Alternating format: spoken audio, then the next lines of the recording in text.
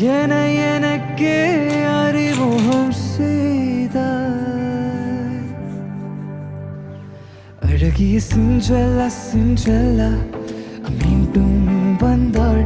அவள் வந்து நெஞ்செல்லாம் நெஞ்செல்லாம் லட்சம் மின்னல் தந்தாள். முதல் முறை பெண்ணின் வாசம் வீசுதே. முதல் முறை முக்தி நிலை வந்ததே.